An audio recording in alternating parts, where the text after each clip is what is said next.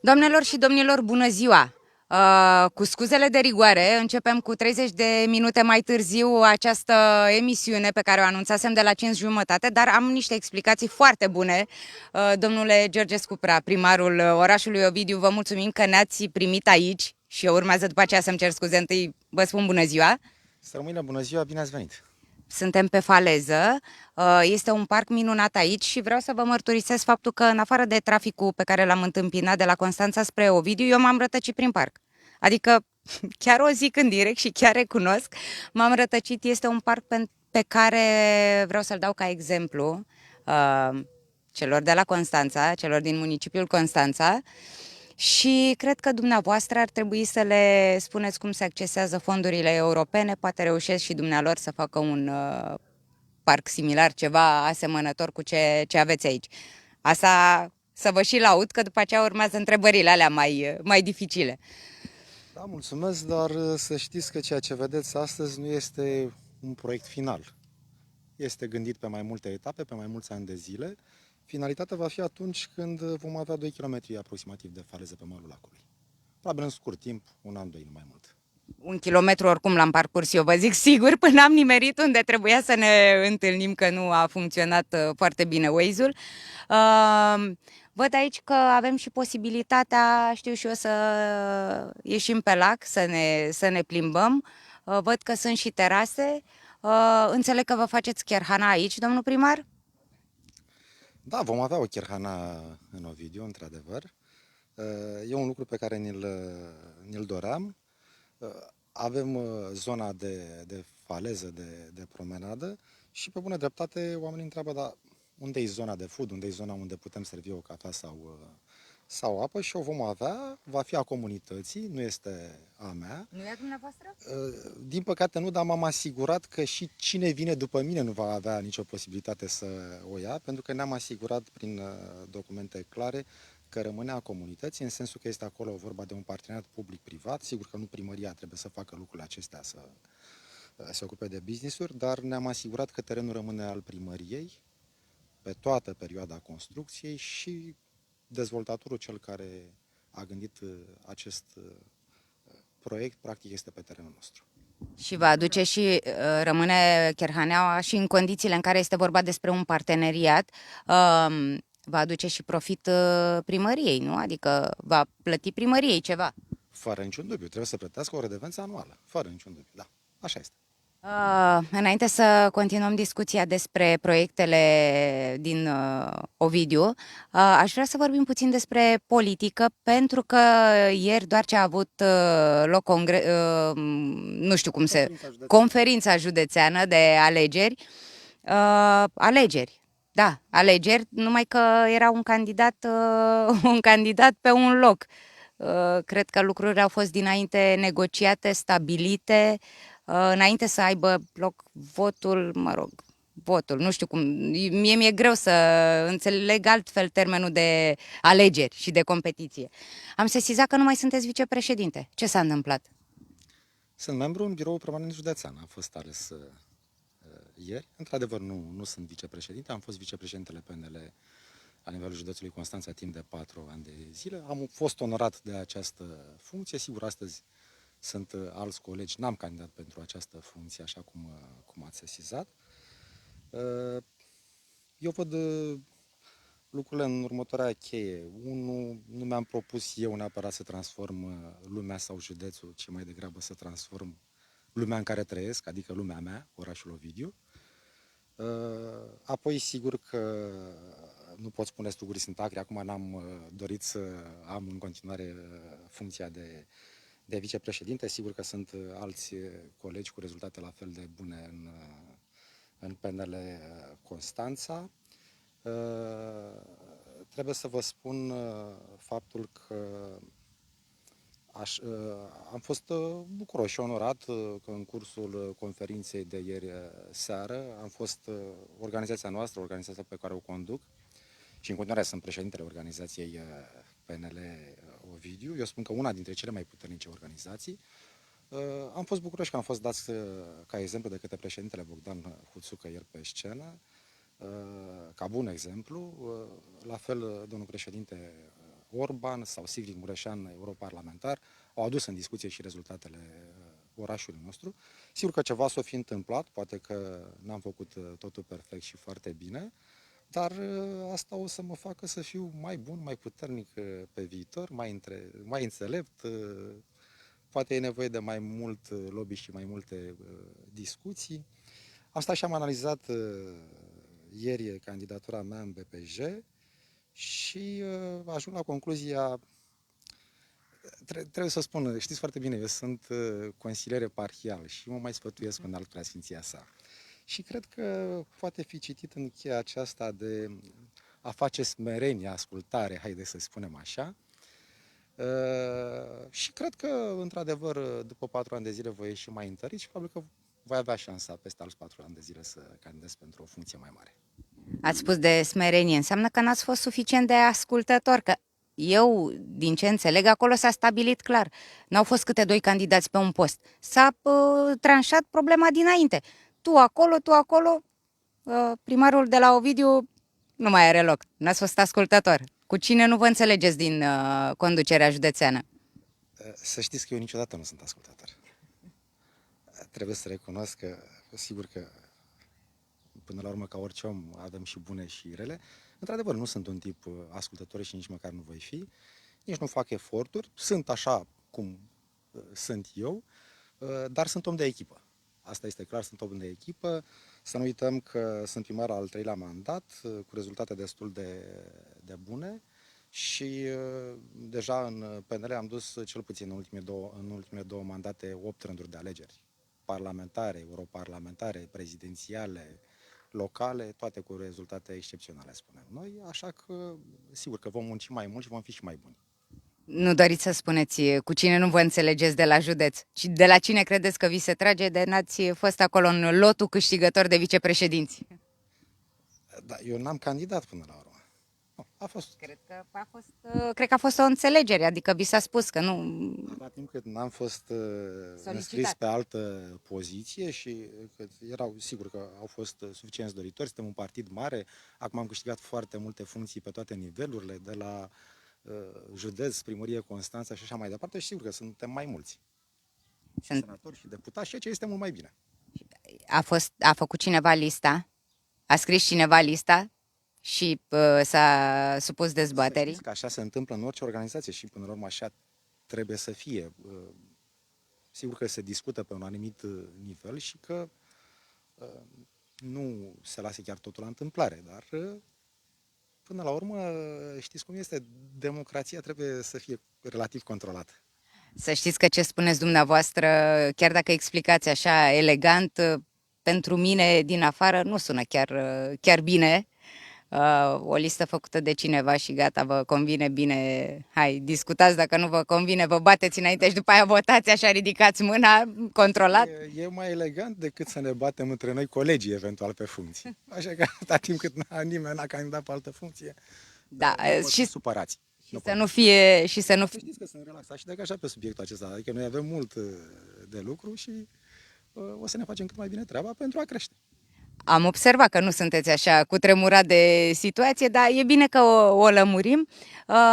Cu cine veți vota? Pe cine preferați la conducerea PNL la nivel național? Orban sau Câțu? În primul rând, trebuie să vedem, sigur că nu este încă încheiată faza de depunere a candidaturilor. Deocamdată astăzi avem 2 candidați. Zvonistica spune că e posibil să apară și al 3-lea, nu știm, vom vedea pe viitor. N-aș vrea să ies din ceea ce cu toți am discutat deja în biroul politic județean trecut, dar avem un birou politic astăzi nou începând de ieri și decizia pe care am luat-o împreună a fost că o să ne poziționăm imediat după ce avem un birou nou ales, ceea ce s-a întâmplat aseară. Așa că probabil că în cel mai scurt timp, membrii BPJ ne vom întâlni, vom decide și o să anunțăm oficial. Dar n-ar fi chiar corect și drept să mă poziționez eu astăzi dacă n-am avut nicio discuție cu colegii pe acest subiect, cu noi colegi din BPJ din care fac parte. Noi colegi care de fapt sunt și vechi colegi pentru că sunt primari, colegii din partid, da. un preferat tot trebuie să aveți, chiar dacă partidul decide, votul nostru merge într-un anumit sens. Bine, dumneavoastră puteți să spuneți da și să votați acolo ce vreți. Eu v-am spus acum, dumneavoastră știți, fiind relativ neascultător, un lucru este clar, că indiferent pe cine voi susține, o să anunț. Da, Dar nu anunțați acum. Da, nu anunț acum. Haideți să avem o discuție serioasă în BPJ pe această temă, să vedem argumente și contraargumente, cum e mai bine pentru organizația noastră și sigur că acolo pot fi și poziții antagonice și este firesc să fie și trebuie să fie, că nu putem fi chiar toți pe o parte sau pe alta. Important e ca după ce ne spunem fiecare argumentele să susținem cel mai probabil în bloc candidatura unuia sau altuia, chiar dacă este posibil să mă aflu printre cei care vor susține altă candidatură decât majoritatea. Dar e o altă discuție. Important e să pornim într-un bloc unitar de susținerea unui candidat sau altul și să-i convingem pe ceilalți, eventual în interiorul partidului, că e varianta optimă pentru Constanța. Aștept atunci cu nerăbdare să ne spuneți pe cine preferați. Să știți că mă simt pedepsită, o să-mi curgă rimelul pentru că îmi bate soarele în ochi și să vă pedepsesc și eu la rândul meu. Domnul primar, l-ați pierdut pe Hagi. Ce s-a întâmplat? Ce se întâmplă cu viitorul? Farul a plecat, Hagi de la Ovidiu, sună cam rău pentru dumneavoastră. Da, mă las foarte tare în emisiunea asta, dar nu l-am pierdut pe Hagi. Hagi este un apropiat al comunității noastre, este cetățean de onoare. Businessul lui este în Ovidiu și va fi în continuare în orașul Ovidiu și e bine că mă întrebați pentru că și locuitorii trebuie să înțeleagă foarte, foarte clar. Vorbim de două lucruri total separate. Vorbim de Farul, echipa care joacă în Liga 1 și este foarte bine că este așa și ne bucurăm că este așa. Județul și Dobrogea avea nevoie de o echipă și de un brand puternic, ceea ce se întâmplă astăzi. Și pe de cealaltă parte vorbim de Academia Gheorghe Hagi, școala Gheorghe Hagi, pepiniera de creștere de copii, care se află la Ovidiu și care în continuare se va afla la Ovidiu fără niciun dubiu. Două entități legale, juridice total separate. Academia Gheorghe Hagi își continuă activitatea aici și nu numai că își continuă activitatea aici, se extinde. Sunt semnate deja autorizații, sunt lucrări în curs. Hagi mai construiește în orașul Ovidiu încă 7 terenuri de fotbal.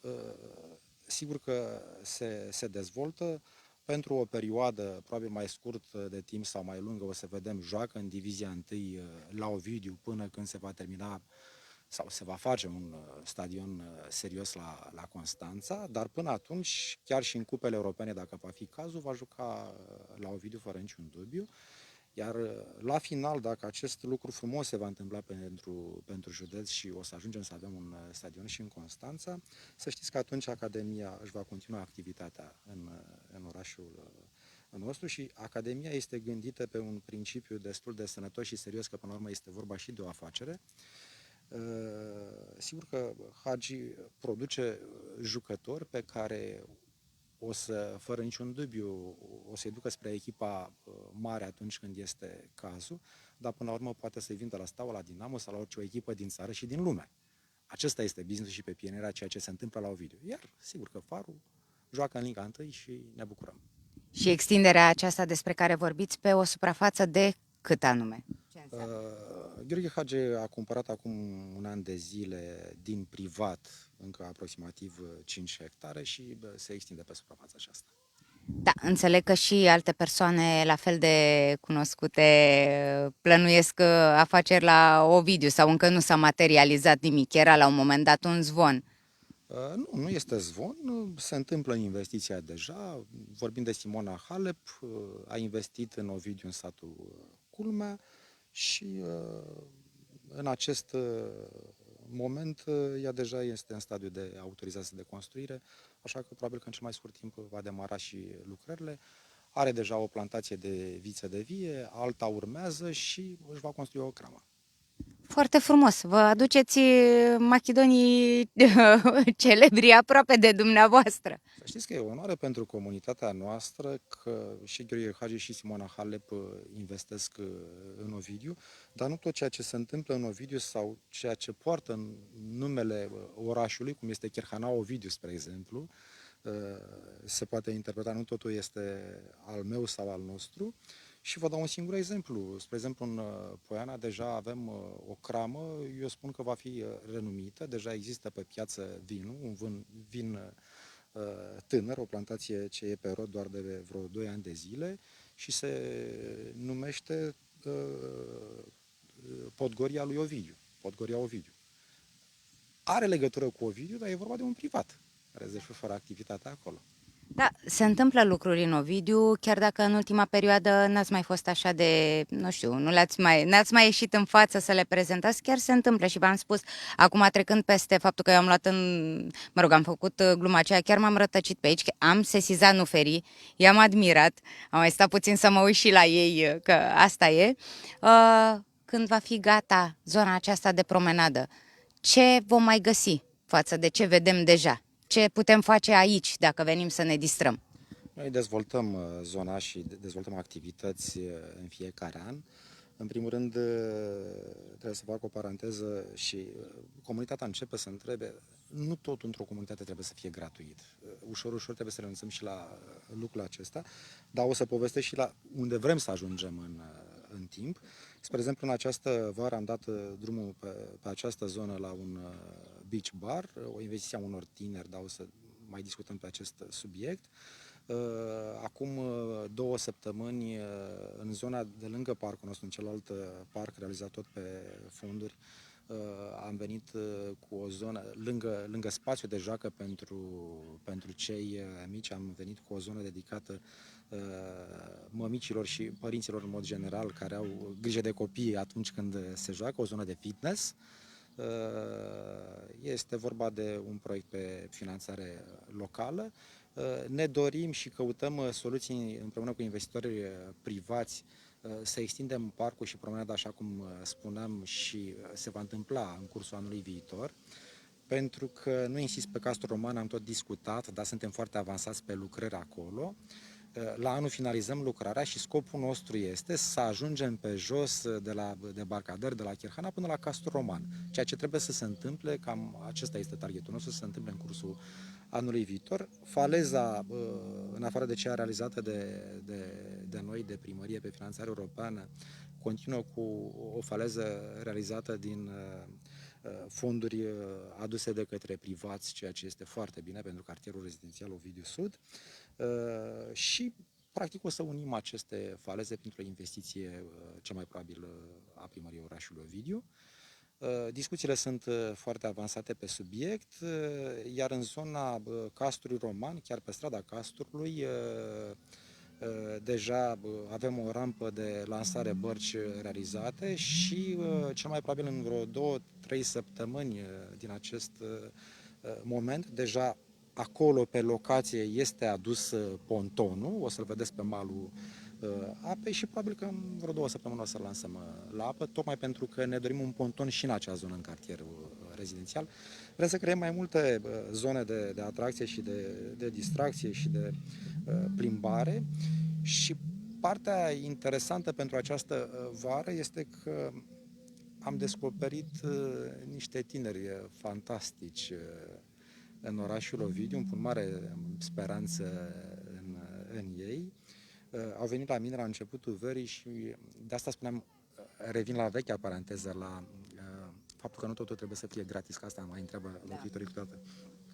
De ce, spre exemplu, dacă îți aduceai copiii anul trecut, puteau să se dea în trambulină gratis? Pentru că era a primăriei. Asta înseamnă cheltuieli suplimentare, înseamnă investiții și înseamnă om pe care primăria trebuie să-l plătească toată vara să stea să se ocupe de acea chestiune. Tinerii aceștia au observat o chestiune pe care noi încercam. Noi am creat toate premizele dezvoltării, dar venim oamenii să facă business. Pentru că și asta trebuie să se întâmple și asta vrem să încurajăm. Și tinerii m-au surprins plăcut, un grup de 5-6 tineri cel puțin, care au venit și au spus, domnul primar, ne lăsați ca pe faleză să închiriem, spre exemplu, mașinuțe? Da, foarte bine, te ocupi, tu ești omul, ești propriul tău stăpân acolo, îți cumperi mașinuțele și le pui la închiriat. Mă lăsați să vin cu tramburina să o închiriez? Da, foarte bine, nu mai angajez eu un om, o faci tu mai bine decât o putem face noi. Pentru că întotdeauna privatul va face mai bine lucrurile decât o poate face statul și dau un singur exemplu. Atunci când noi aveam trambulină, apăreau mereu discuții când aduceam copiii, că nu știu, copilul meu a stat 15 minute și copilul dumneavoastră a stat 30 de minute, că dacă tot e gratis. Și apăreau discuții între părinți. Acum lucrurile sunt clare, sunt realizate de către un privat și eu spun că lucrurile funcționează mai bine așa și este bine în primul rând pentru ei, că sunt copii tineri de 16, 17, 18 ani, sunt elevi și studenți care trebuie să-și susțină activitatea și în toamnă să meargă la cursuri și dacă se autofinanțează sau se întrețin pe ei sau câteodată chiar și familia, e un lucru care nu poate decât să ne bucure. Alții au venit și au spus că vor să vândă popcorn, alții că vor să facă diverse bunătăți la intrare în parc. Îi susținem pe toți în egală măsură și n-a fost unul singur să ne spun da, dacă este afacerea ta și vrei să încerci treaba asta în vara asta, foarte bine, dă-i drumul și fă-o cât poți de bine. Toți din Ovidiu? Fără excepție sunt toți din Ovidiu. Și unde suntem noi este de fapt în spate, puțin mai încolo, centru de închirieri, să ne putem plimba cu embarcațiunea. Aici este nisip frumos, șezlong, e afacerea cuiva sau pe nisip putem veni așa, pur și simplu? Poate veni oricine în această zonă fără niciun dubiu. Că un tânăr a ales să-și facă un beach bar este foarte bine pentru că până la urmă vin atâția oameni în parc, e nevoie să bei undeva un suc. Așa este. Proiectele. Care mai este stadiul proiectelor de viitor? În afară de ce mi-ați spus că se va întâmpla legat de această promenadă. În afară de proiecte, trebuie să vă spun că întotdeauna este o activitate continuă în comunități și așa trebuie să fie. Venim după o perioadă destul de grea și cu pandemia și cu tot ce s-a întâmplat anul trecut. Și anul acesta nu a fost excepțional din punct de vedere bugetar. Sigur că au fost discuții nenumărate în toate comunitățile, cu toate ploile astea și cu tot ce s-a întâmplat, cu inundații în anumite zone. Am fost feriți de de asemenea lucruri, dar sigur că și în Ovidiu a plouat, sigur că și în Ovidiu a crescut iarba destul de mult și eu spun că am gestionat lucrurile mulțumitor. Întotdeauna este loc de mai bine, dar avem mai multe echipe care gestionează aceste lucruri, împărțite pe cartiere și pe zone. Nu totul e perfect. E adevărat, a plouat foarte mult, cum nu s-a mai întâmplat poate niciodată în ultimii 50 de ani, dar am ținut, spunem noi, lucrurile sub control și sigur că nu au venit șerpii peste noi, deși n-a fost deloc ușor.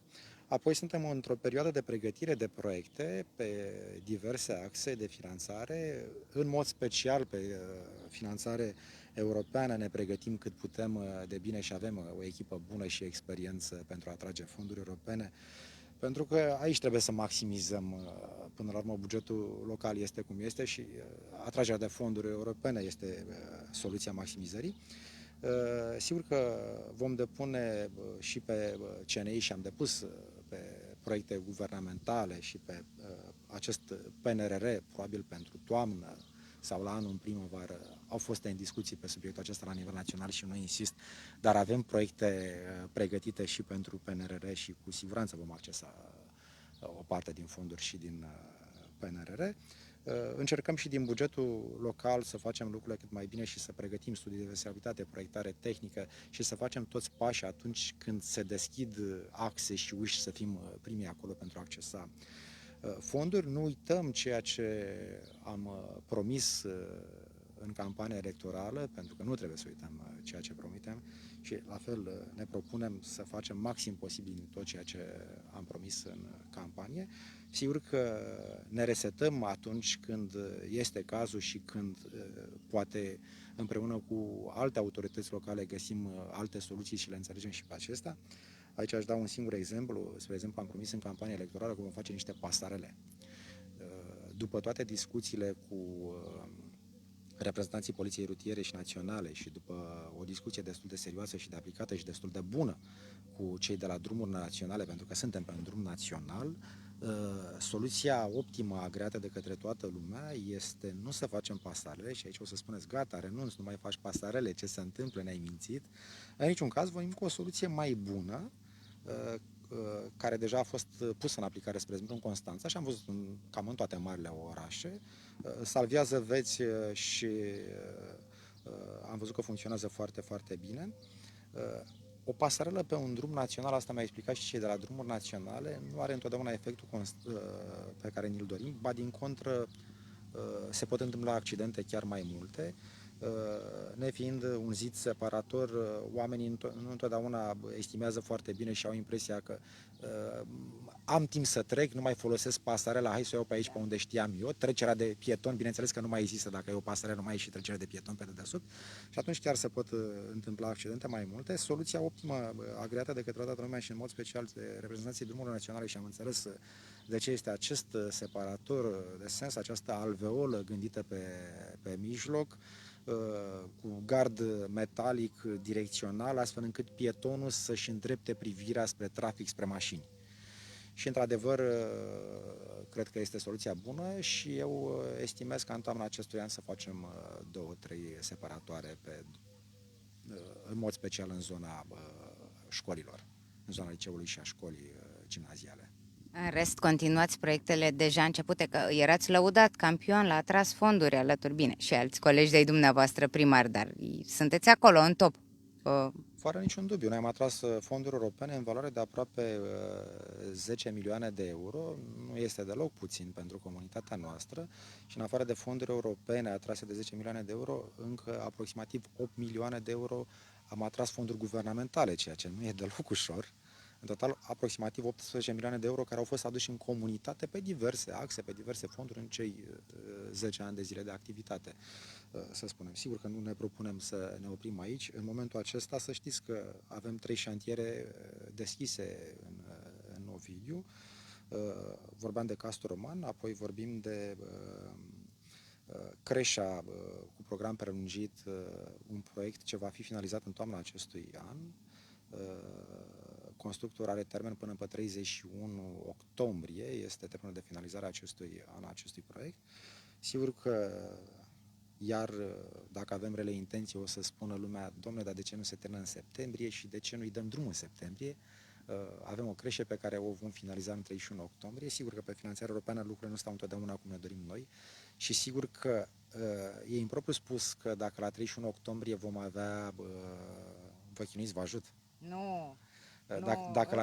Rezist, domnul primar, rezist. Și în stare și cu lacrimile pe obraj, vă ascult, vă rog. Dacă la 31 octombrie, și nu dacă, cu siguranță la 31 octombrie vom finaliza lucrarea, asta nu înseamnă că vom avea o creșă, vom avea o construcție, o clădire. O creșă în adevăratul sens al cuvântului, și așa funcționează lucrurile oriunde în lume și în România, în momentul în care ai o creșă mai trebuie să o acreditezi. Da? Trebuie să angajezi personal, să o acreditezi, să creeze entitatea legală, juridică, să-ți iei toate avizele de la minister, să-ți iei toate avizele de la DSP și la toate entitățile aferente și apoi poți să spui într-adevăr că ai o creșă și nu o clădire, ceea ce vom avea în toamna acestui an. Dar la modul realist și realist, cel mai probabil că în septembrie anul viitor va fi funcțională ca și creșă. Și nu mai repede, că trebuie să anunțăm și ne întreabă oamenii. Da, să știți că îmi pare rău că s-a văzut că mă chinuiam cu microfonul, dar să știți că nu-l cedez pentru că pierd controlul și nu mai pot să vă întreb. Ați menționat de iarbă, de spațiu verde. Să știți că gândul meu s-a dus imediat la Constanța și la patimile pe care le-am avut cu spațiile verzi. Cum ați reușit să gestionați problema? Aveți o firmă angajată sau cum funcționează lucrurile în Ovidiu? Lucrăm pe mai multe fronturi pentru că nu putem gestiona singuri un oraș atât de mare, doar cu câțiva oameni angajați la ADPP, la spații verzi. Și atunci gestionăm lucrurile, echipa de la primărie, de la ADPP, împreună cu echipa pe care o avem la Oviprest, care se ocupă în mod special de salubritate, dar inclusiv de anumite spații verzi, dar ne-am împărțit pe cartiere și pe zone și sigur că apelăm și la privați atunci când este cazul pe anumite zone. Nu se poate face altfel nicăieri. Sau se poate face și altfel, o putem gestiona numai noi, să spunem, dar asta înseamnă o resursă umană fantastică și nu înseamnă neapărat cheltuieli mai mici. Când te împarți pe zone și pe cartiere, lucrurile funcționează mai bine pentru că știi foarte clar cine răspunde pe strada aceea. Pentru că, de fapt, asta este problema principală. Și le-ați dat sfaturi și celor de la Constanța sau nu v-au solicitat să știe și ei cum să gestioneze această problemă? Nu, nici nu mi-am permis, dar nici n-am fost întrebat, dar nici nu cred că este cazul. Cred că, adică, colegii mei știu foarte bine ce au de făcut. Sigur că sunt la început într-un prim mandat și că eu am toată încrederea că ușor, ușor lucrurile se vor regla fără niciun dubiu. Domnul primar, se construiește mult și în Ovidiu. A început, vedem o grămadă de construcții. Va ajunge și orașul Ovidiu sufocat de clădiri, așa cum este în Mamaia, sau care este viziunea, care este filozofia aici, în perimetrul lacului? Se construiește foarte mult, dar nu vom ajunge sufocat, fără niciun dubiu nu vom ajunge sufocați, pentru că noi am luat o decizie la nivelul localității și ne ținem de ea indiferent de presiuni. Sigur că ajutăm mediul privat, dar suntem ponderați și calculați în tot ceea ce înseamnă dezvoltare urbanistică. Nu trebuie să uităm că suntem una dintre puținele localități care deja de 2 ani de zile avem un plan urbanistic general aprobat, așa cum, nu știu dacă sunt 2-3 în județ, și foarte puține în țară, trebuie să o spunem. Și ne-am stabilit reglementări urbanistice și ceea ce ne dorim. Sigur că privații întotdeauna vor să construiască un P+10 dacă este posibil, dar în orașul Ovidiu noi am limitat zonele de dezvoltare și ne bucurăm că au înțeles și privații. Spre exemplu, la ieșire din Ovidiu spre Constanța se construiește, dar se construiește doar P+4 și spre lac venim cu vile și cred că e bine să fie așa pentru Ovidiu, că am mai spus-o eu și mă repet, noi nu trebuie să devenim dormitorul Constanței.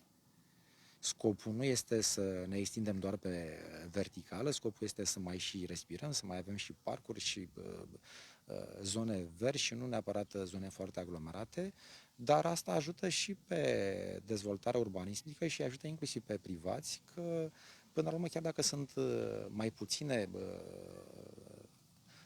apartamente de vândut, probabil că se vând mai scump și nu probabil, cu siguranță se vând mai scump, pentru că orașul Ovidiu, trebuie să o spunem că din punct de vedere imobiliar, cred că este cel mai scump oraș după Constanța din Dobrogea, cel puțin așa spun oamenii și nu e o întâmplare, pentru că sunt proiecte serioase, cei care vin, dezvoltatorii au înțeles că pentru a construi un cartier trebuie să vii cu tot ce înseamnă utilități și deja avem bune exemple în Ovidiu și așa s-a întâmplat și așa trebuie să se întâmple peste tot. Vii cu apă, canalizare, gaze și apoi construiești.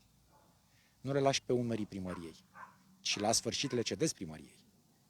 Așa ați reușit dumneavoastră să faceți aici? Nu că mă uitam cu surprindere, pentru că știu invers, adică se creează aceste facilități în anumite zone și abia apoi încep unii să construiască. Se întâmplă și așa.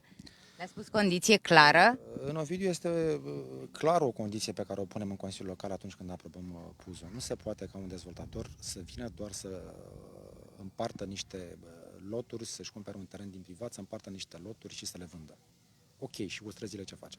Nu, să vină să facă tot ceea ce înseamnă utilități, să le pună la dispoziție cu titlu gratuit primăriei, pentru a gestiona mai departe, că sigur, după ce se face un cartier, e normal ca străzile să fie a noastre și tot ce înseamnă acolo infrastructură, dar atât, e rolul lor, pentru că ei vând loturile respective, ei construiesc. Și cred că așa trebuie să fie, dar să știți că sprijinim privații și s-au întâmplat lucruri frumoase în pandemie și investiții destul de serioase, care în continuare aduc bani la bugetul local și care sunt un sprijin pentru comunitate și iată și chiar și oameni angajați din comunitatea noastră. Ne bucuram anul trecut când s-a deschis primul supermarket în Ovidiu, în zona centrală. Iată că acum nici o lună de zile s-a mai deschis unul în zona fabricii Munca. E vorba de Bric, nu îi facem neapărat reclamă, dar a venit în Ovidiu.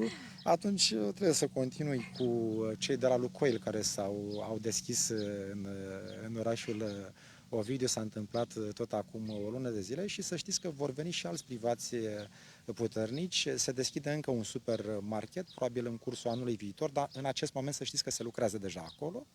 Au cumpărat o suprafață din privat de aproximativ 1,2 hectare și vor face un supermarket, dar nu mai dau numele, că după aceea trebuie să... Dacă i-ați spus pe ceilalți, spuneți acum și cine vine să știe toată lumea. E vorba de Penny, va fi la ieșire din Ovidiu spre sensul giratoriu de la autostradă, față în față cu blocurile CD-uri la șosea. Asta este dovada că s-a extins orașul, că sunt locuitori mai mulți, că lucrurile sunt bune, că oamenii au și bani să meargă să-și facă piața. Adică, clar, nu au, că oamenii aceștia când vin să deschidă supermarketuri, fac exact, prospectează piața. Mai devreme se plimba cineva cu schijetul sau bărcuță sau ce era. Dacă mi-au barcă, vin la dumneavoastră și pot să o las aici? Sau cum Dacă e? luați barcă și trebuie să vă spun că acum 10 ani de zile, să știți că la impozite și taxe aveam doar două bărci, doi cetățeni care erau înregistrați cu bărțile. Astăzi, cred că sunt 60-70 și vă garantez că în 2 ani de zile vor fi 100-200 fără niciun dubiu. Astăzi avem doar 3 pontoane, dar spre exemplu peste 2 săptămâni o să avem al patrulea. Și sigur că locuitorii încep să vadă exemplele, să simtă, să-și dorească să fie mai mult în natură și am spus-o și îmi place. Am reușit, acesta e adevărul și iertați-ne acum lipsa de modestie, dar am reușit să întoarcem Ovidiu cu fața spre lac. Ceea ce am spus acum câțiva ani de zile. Da, dar sunt numai locuitori din Ovidiu sau vin și constanțenii? Și care este taxa? Că bănuiesc că luați o taxă sau deocamdată e la liber să vin cu barca la dumneavoastră să o las aici? Deocamdată nu este o taxă, v-am spus strategia mea, trebuie să ajutăm privații să facă business, fără niciun dubiu. Deocamdată nu este încă taxă pentru că mai întâi trebuie să creezi toată infrastructura și să îi atragi să vină spre tine și să creezi toată baza. Apoi este firesc că la un moment dat Consiliul Local, dacă are grijă de toate lucrurile acestea, care costă anual, da? În fiecare an facem reparații în acest parc, în fiecare an avem grijă de pontoanele noastre, avem camere de supraveghere în zonă, reparațiile anuale la locurile de joacă și așa mai departe. Sigur că sunt lucruri pe care le facem și sunt anumite cheltuieli pe care trebuie să le susținem și la un moment dat, fără niciun dubiu, va fi impusă și o taxă modică, dar trebuie să existe. Și este firesc să existe. În regulă. Să știți că, așa cum sună acum și după cum se vede dezvoltarea orașului, bănuiesc că va trebui să existe un spațiu 2, 3, 7, 9 de cazare. Există și proiecte de genul acesta sau deocamdată nu s-a ajuns aici? Bine, e vorba de privați, dar ajung la dumneavoastră informațiile acestea. Ba da, sunt deja. Un proiect este în derulare în peninsula Tătărească, un privat care face spații de cazare. Deja construcția este ridicată, probabil va fi finalizată în cel mai scurt timp. Iar alt privat, pe lotul care este pe malul lacului, între parcul acesta și zona de faleză din cartierul Ovidiu Sud, este un teren ce aparține celor de la insulă, trebuie să o spunem, de ani de zile deja, și vor să dezvolte acolo o zonă de agrement, o zonă cu restaurante și o zonă cu servicii de cazare. Bun, deci se merge bine, puternic și spre partea de atragere a turiștilor în Ovidiu. Fără niciun dubiu, noi am creat doar premizele necesare dezvoltării. Acum să vină și privații lângă noi și atunci ei să vină cu spații de cazare, cu restaurante, cu tot ceea ce trebuie. Noi am creat doar infrastructura și atragerea publicului.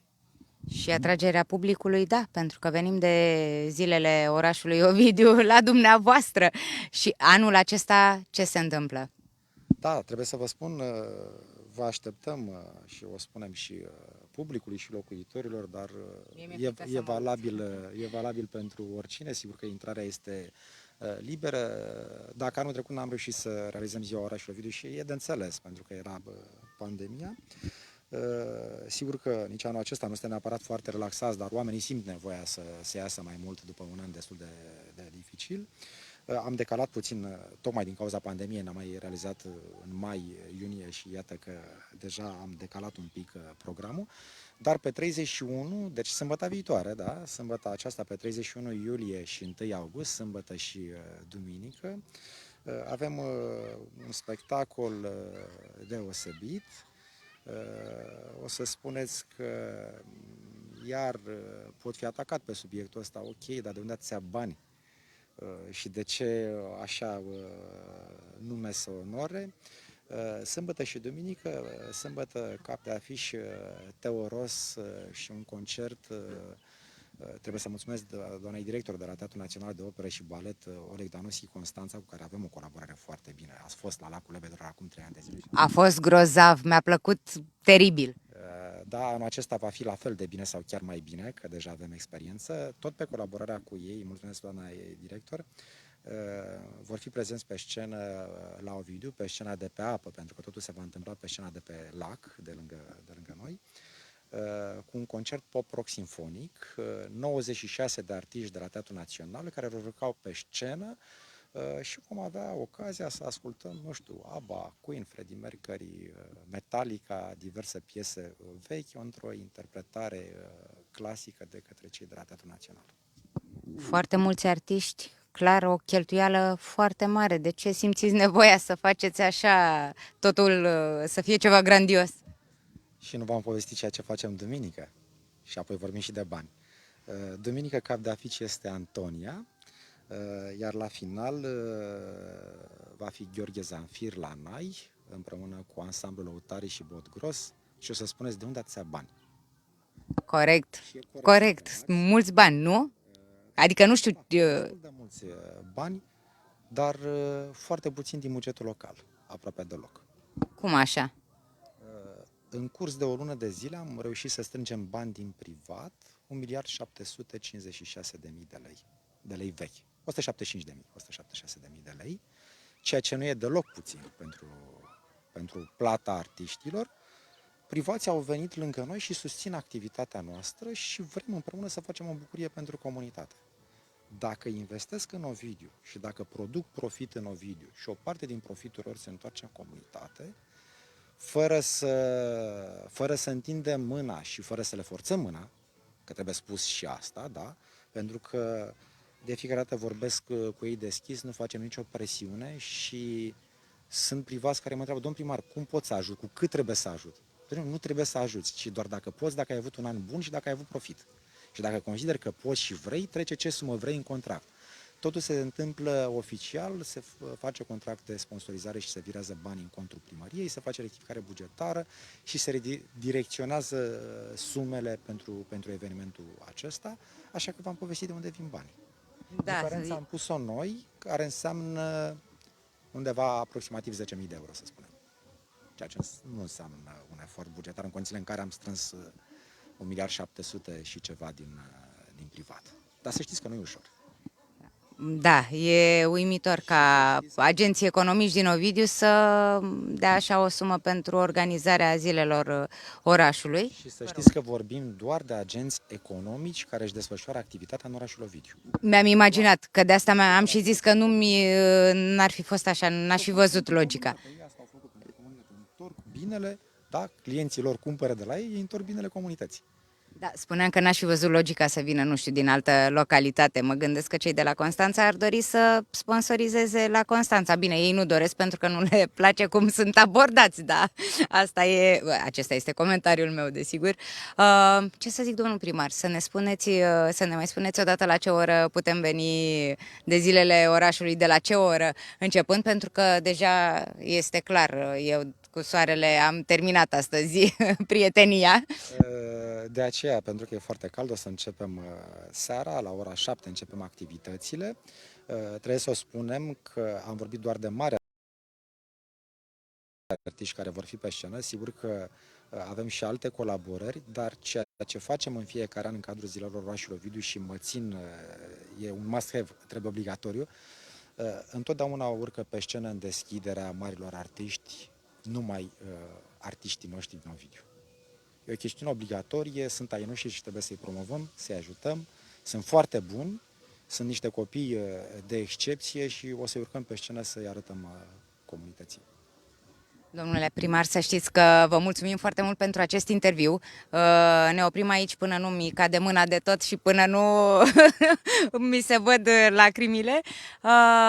În continuare vom sta cu dumneavoastră la o discuție relaxată, spun, ca să știe toată lumea, la o apă și, nu știu, să ne vedem cât mai curând la interviu la noi, la Focus Press. Așa vom face la viitoare, la aer condiționat. Vă mulțumesc și vă așteptăm la ziua orașului Ovidiu, sâmbătă 31, duminică 1 august. Venim negreșit, iar ideea asta cu interviul în afară este minunată. Am glumit. Nu, e bine așa. Mai vrem tot așa. Vă mai spun un singur lucru. Aici unde stăm va fi zona food. și vor fi lucruri deosebite, chiar vor fi lucruri deosebite, așa că vă așteptăm. În celălalt parc, pe scenă, acolo se întâmplă toată activitatea muzicală. Și cu dulciuri? De toate. Clar, gata, venim. Vă mulțumim frumos, doamnelor, domnilor, la revedere, o seară frumoasă!